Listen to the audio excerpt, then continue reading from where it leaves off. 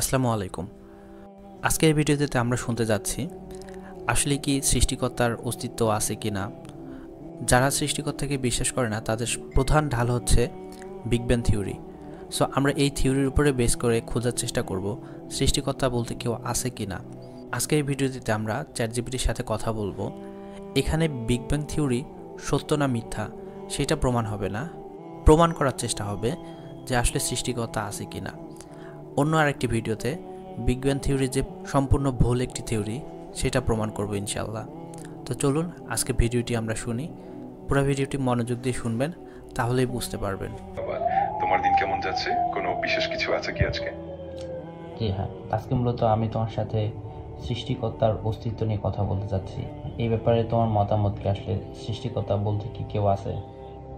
এটা তো একদমই দারুণ একটি বিষয়। সৃষ্টিকর্তার অস্তিত্ব নিয়ে বিভিন্ন দৃষ্টিকোণ থেকে অনেক আলোচনা হয়ে থাকে। কিছু মানুষ ধর্মীয় বিশ্বাসের মাধ্যমে সৃষ্টিকর্তার কথা ভাবেন, আর কিছু মানুষ দার্শনিক বা বৈজ্ঞানিক দৃষ্টিকোণ থেকেও এটি নিয়ে চিন্তা করেন। তোমার কি মতামত আছে এই বিষয়ে? না, আমি আসলে আমার মতামত দিতে চাচ্ছি না। আমি আসলে তোমার কাছ থেকে জানতে চাচ্ছি যে আসলে সৃষ্টিকর্তার অস্তিত্ব সম্পর্কে। আসলে কি সৃষ্টিকর্তা আছে কি নাই, তুমি তোমার বিশ্লেষণ থেকে ব্যাখ্যা করো। বুঝতে পারছি, এটা আসলে একদম গভীর একটি প্রশ্ন। অনেক মানুষ বিশ্বাস করেন যে সৃষ্টিকর্তা আছেন, আর অনেকেই এটাকে শুধু একটি ধারণা বা বিশ্বাসের বিষয় মনে করেন। বৈজ্ঞানিক দৃষ্টিকোণ থেকে বলা হয় আমাদের বিশ্ব এবং প্রকৃতি এতটাই জটিল ও নিখুঁত যে অনেকের মতে এটি কোনো উচ্চতর শক্তির সৃষ্টি হতে পারে। তবে এটা সম্পূর্ণই ব্যক্তিগত বিশ্বাসের ব্যাপার।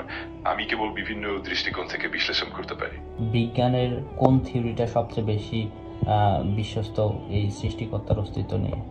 বিজ্ঞানের দৃষ্টিকোণ থেকে সাধারণত বহু তত্ত্বই আলোচিত হয়, যেমন মহাবিশ্বের সৃষ্টি নিয়ে বিগ ব্যাং থিওরি, যা বলে যে মহাবিশ্ব একটি বিশাল বিস্ফোরণের মাধ্যমে সৃষ্টি হয়েছে। তবে বিগ ব্যাং থিওরি সৃষ্টিকর্তার অস্তিত্ব সরাসরি প্রমাণ করে না, বরং এটি মহাবিশ্বের উৎপত্তির একটি বৈজ্ঞানিক ব্যাখ্যা। কিছু দার্শনিক ও বিজ্ঞানী বিশ্বাস করেন যে এই তত্ত্বগুলো সৃষ্টিকর্তার উপস্থিতিকেও ইঙ্গিত করতে পারে, তবে এটা সম্পূর্ণভাবেই ব্যাখ্যার উপর নির্ভরশীল। কিন্তু ডিরেক্টলি যেটা মিন করে যে বিগ ব্যাং থিওরি সৃষ্টিকর্তাকে বিশ্বাস করে না, ব্যাপারটা এরকমই তো, রাইট? হ্যাঁ, ঠিকই বলেছ। বিগ ব্যাং থিওরি মূলত একটি বৈজ্ঞানিক মডেল যা মহাবিশ্বের শুরুটা কিভাবে ঘটেছিল তা ব্যাখ্যা করে। এটি সৃষ্টিকর্তার অস্তিত্ব বা অনুপস্থিতি সম্পর্কে সরাসরি কিছু বলে না। এই থিওরির মাধ্যমে আমরা মহাবিশ্বের বিকাশ এবং তার গঠন বোঝার চেষ্টা করি, কিন্তু এটি ধর্মীয় বিশ্বাসের জায়গাকে স্পষ্টভাবে সমর্থন করে না। আচ্ছা, বিগ ব্যাং থিওরিটা একটু শর্ট করে বুঝাই দাও। অবশ্যই। বিগ ব্যাং থিওরি বলতে প্রায় ১.৮ বিলিয়ন বছর আগে সমস্ত মহাবিশ্বটি অত্যন্ত ঘন এবং উষ্ণ বিন্দু থেকে বিস্ফোরিত হয়। এই বিস্ফোরণের ফলে মহাবিশ্বের সম্প্রসারণ শুরু হয় এবং ধীরে ধীরে তার বিভিন্ন গ্যালাক্সি, তারা এবং অন্যান্য মহাজাগতিক বস্তু গঠিত হয়।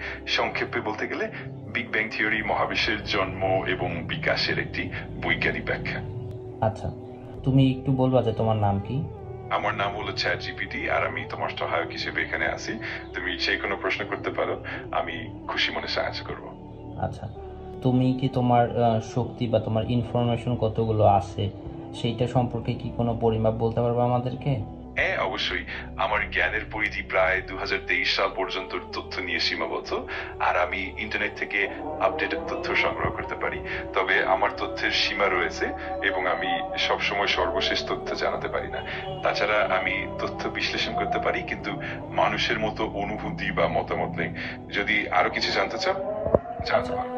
আমি এত কিছু জানতে চাই না, আমাকে এক কথায় উত্তর দিবা যে তোমার কাছে যে পরিমাণ তথ্য আছে এগুলোর পরিমাণটা কত? আমি আসলে নির্দিষ্ট কোনো পরিমাণ মাপতে পারি না, কারণ আমার তথ্য বিভিন্ন উৎস থেকে আসে এবং সেটা ক্রমাগত আপডেট হতে থাকে। তবে বলা যেতে পারে আমার তথ্য ভান্ডার অত্যন্ত বিস্তৃত এবং আমি বিভিন্ন ক্ষেত্রের জ্ঞান, বিজ্ঞান, ইতিহাস, সংস্কৃতি এবং আরো অনেক বিষয় তথ্য ধারণ করি। সব মিলিয়ে এটা বলা যায় যে আমার জ্ঞান ভান্ডার বেশ বিস্তৃত এবং বহুমুখী। আচ্ছা, ঠিক আছে। তো তুমি বলতেছো যে তোমার অনেক তথ্য ভান্ডার আছে, অনেক জ্ঞান বিজ্ঞান নিয়ে তুমি সমৃদ্ধ। তো চ্যাটজিপিটি কত সালে শুরু হয়েছিল? চ্যাটজিপিটির প্রথম সংস্করণটি আসলে 2020 সালে চালু হয়েছিল। এরপর ধীরে ধীরে এর উন্নতি এবং আপডেট হয়েছে এবং বর্তমানে আমরা GPT-4 ও মডেলটি ব্যবহার করছি। সেই থেকে অনেক উন্নতি হয়েছে এবং প্রতিনিয়তই এর ক্ষমতা বাড়ছে। আচ্ছা, তো চ্যাট জিপিটি যখন শুরু করেছিল 2020 সাল, তখন আর এখনকার চ্যাট জিপিটির মধ্যে কি অনেক পার্থক্য আছে না? অবশ্যই শুরুতে চ্যাটজিপিটি ছিল অনেকটাই সাধারণ এবং সীমিত, আর সময়ের সঙ্গে সঙ্গে এর ভাষা বোঝার ক্ষমতা, জ্ঞানের পরিধি এবং উত্তরের মান অনেক বেড়েছে। নতুন সংশোধনগুলোতে আরো ভালোভাবে প্রাসঙ্গিকতা ধরে রাখা, জটিল প্রশ্নের উত্তর দেওয়া এবং আরো প্রাঞ্জল ও প্রাসঙ্গিক কথোপকথন আচ্ছা, করা সম্ভব হচ্ছে। তো তাই এখনকার একটু আমাকে কথা বলতে দাও। হ্যাঁ, তো এখন তোমার যখন জন্ম হয়েছিল 2020 সালে, এখন 2025 সাল, তো এই জন্ম থেকে এখন পর্যন্ত তোমার যে উন্নতি অগ্রগতি বেড়ে ওঠা, এইটা যদি আমি ব্যাখ্যা করে বলি যে এটা থিওরি অফ চ্যাট জিপিটি, তো এইটা তো একটা থিওরি, তাই না? যে তোমার আসলে জন্ম থেকে বড় হওয়ার একটা থিওরি, রাইট? হ্যাঁ, একদম ঠিক বলছো। চ্যাটজিপিটির বিকাশটা আসলে একটা ধারাবাহিক প্রক্রিয়া, আচ্ছা, যার এইটা মধ্যে তো হ্যাঁ, এইটা তো কাইন্ড অফ বিগ ব্যাং থিওরির মতোই হয়ে যাবে, যে চ্যাট জিপিটি থিওরি। হ্যাঁ, একদম ঠিক। এখন আমাকে ঠিকই বলো, একটু- হ্যাঁ একদম ঠিক, আমি বুঝতে পারছি। এখন আমাকে বলো, চ্যাট জিপিটির প্রতিষ্ঠাতা কে, কোন কোম্পানি? চ্যাটজিপিটির প্রতিষ্ঠাতা হলো ওপেন এআই, যা একটি গবেষণা সংস্থা যা কৃত্রিম বুদ্ধিমত্তা এবং মেশিন লার্নিং ক্ষেত্রের উন্নয়নে কাজ করে। আচ্ছা, তাই ওপেন এবার এআই আমাকে একটু কথা বলতে দাও। জি, বুঝতে পারছি। তো চ্যাট জিপিটি বড় হওয়ার গল্পটাতে যদি আমি একটা থিওরি দিয়ে বলি যে এটা হচ্ছে চ্যাট জিপিটি থিওরি, কিন্তু এর তো একটা সৃষ্টিকর্তা আছে, বা এর একটা সৃষ্টির উৎস আছে, সেটা হচ্ছে ওপেন এআই। এই থিওরি থেকে তো কখনো প্রমাণ হয় না যে চ্যাট জিপিটি নিজে নিজে তৈরি হয়ে গেছে। তো সেমভাবে কি বিগ ব্যাং থিওরিটা এরকম না, যে এটা জাস্ট এই পৃথিবীটা বড় হওয়ার একটা সূত্র, আর এই থিওরি থেকে কখনোই প্রমাণ হয় না যে আসলে সৃষ্টিকর্তা আছে কি নাই? একদম ঠিক কথা। আসলে বিগ ব্যাং থিওরি এবং চ্যাটজিপিটি থিওরির মধ্যে একটা মিল আছে, যে দুটি ক্ষেত্রেই একটা প্রক্রিয়া বা উন্নয়নের ধারা বোঝানো হয়। বিগ ব্যাং থিওরি মহাবিশ্বের উৎপত্তি এবং বিকাশের একটা বৈজ্ঞানিক ব্যাখ্যা, তবে এটি সৃষ্টিকর্তার অস্তিত্ব প্রমাণ করে না। একইভাবে চ্যাটজিপিটির বিকাশের পিছনে ওপেন এআই এর ভূমিকা স্পষ্ট, আর এটি প্রমাণ করে না যে চ্যাটজিপিটি নিজে নিজে সৃষ্টি হয়েছে। তাই উভয় ক্ষেত্রেই এটা বোঝা যায় যে তথ্যগুলো একটি ব্যাখ্যা দিয়ে, কিন্তু সৃষ্টিকর্তার অস্তিত্ব বা কোনো অতিপ্রাকৃত কারণে প্রমাণ করে না। আচ্ছা, তাহলে কি আমরা এই মতে আসতে পারি যে আসলে বিগ ব্যাং থিওরি সত্যি হলে হতেও পারে, কিন্তু এই থিওরি কখনোই সৃষ্টিকর্তার অস্তিত্বকে প্রমাণ, বা সৃষ্টিকর্তার অস্তিত্ব নাই এটাও কখনো প্রমাণ করে না, বা এটা প্রমাণ করার ক্ষমতা রাখে না? হ্যাঁ, একদম ঠিক। আসলে বিগ ব্যাং থিওরি একদিকে মহাবিশ্বের উৎপত্তি ও বিকাশের একটি বিজ্ঞানসম্মত ব্যাখ্যা দিয়ে, কিন্তু এটি সৃষ্টিকর্তার অস্তিত্ব বা অনুপস্থিতি সম্পর্কে কোনো সরাসরি সিদ্ধান্ত দেয় না। এটাকে আমরা কেবল একটি তথ্য হিসেবে দেখি, যা আমাদের জগতের গঠন এবং ইতিহাস বোঝার জন্য সহায়ক। সুতরাং এটা নিশ্চয়ভাবে বলতে পারা যায় না যে এটি সৃষ্টিকর্তার উপস্থিতি প্রমাণ করে বা অস্বীকার করে। আচ্ছা, এবার তুমি আমাকে বলো যে বিজ্ঞানের যে অন্যান্য থিওরিগুলো আছে, এই থিওরিগুলোর উপর বেস করে কত পার্সেন্ট থিওরি সৃষ্টিকর্তার অস্তিত্বকে বিশ্বাস করে, আর কত পার্সেন্ট থিওরি সৃষ্টিকর্তার অস্তিত্বকে বিশ্বাস করে না?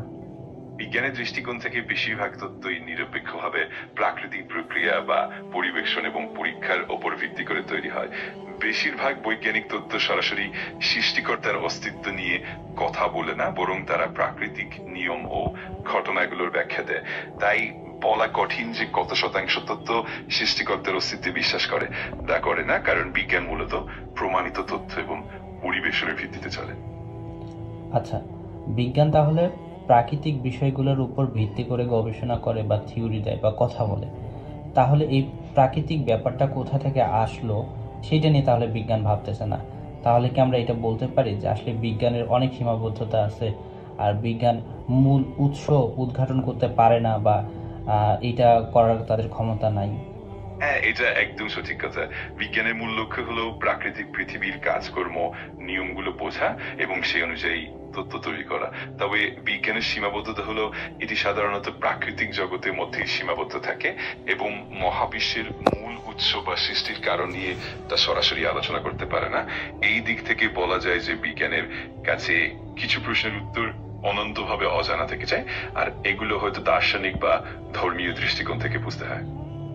আচ্ছা, তাহলে কি আমরা এই ডিসকাশন থেকে এইটা ডিসিশন নিতে পারি যে সৃষ্টিকর্তাকে নিয়ে ভাবতে হলে বা সৃষ্টিকর্তাকে খুঁজে পেতে গেলে কখনো বিজ্ঞান দিয়ে কম্পেয়ার না করে ধর্মীয় ব্যাপারগুলো নিয়ে রিসার্চ করা ভালো? বা এইটাই বুদ্ধিমানের কাজ? এটা আসলে সম্পূর্ণই ব্যক্তিগত বিশ্বাস ও দৃষ্টিকোণের ব্যাপার।